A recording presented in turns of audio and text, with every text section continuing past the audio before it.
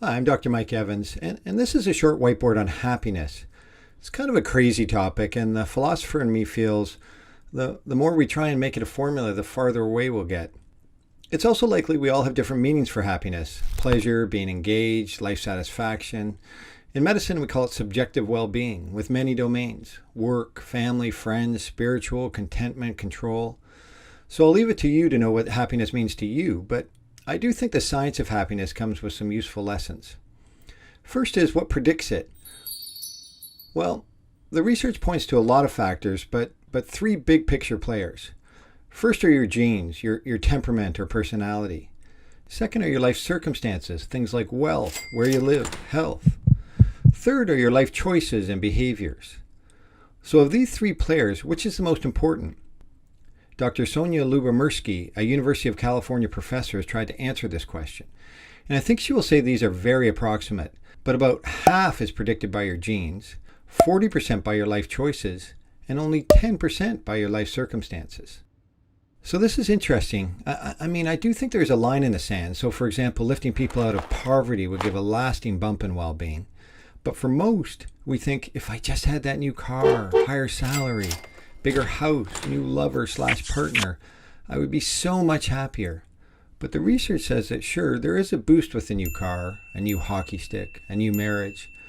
But after time, so with a car this might be a few months, and the generally accepted time with a marriage is about 2 years, the new becomes the norm, and our happiness quotient drops back to what it was. The fancy name for this is hedonic adaptation. But perhaps the observation is that happiness doesn't come from getting something we don't have, but rather from recognizing and appreciating what we do have, or that happiness is best pursued by extracting the most possible from the present before turning one's attention to the future.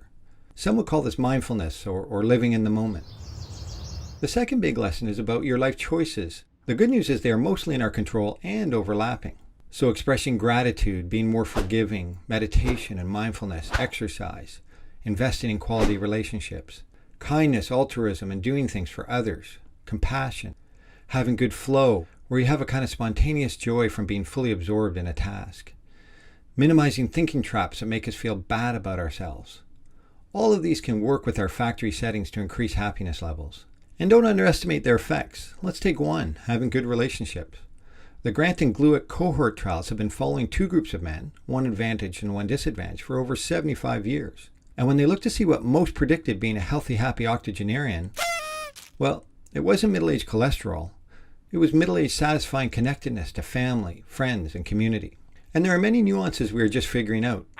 For instance, dosage. Dr. Lyubomirsky showed in a small trial about counting your blessings, where you list what I am grateful for, helped when it was done once a week, but not so much 3 times a week.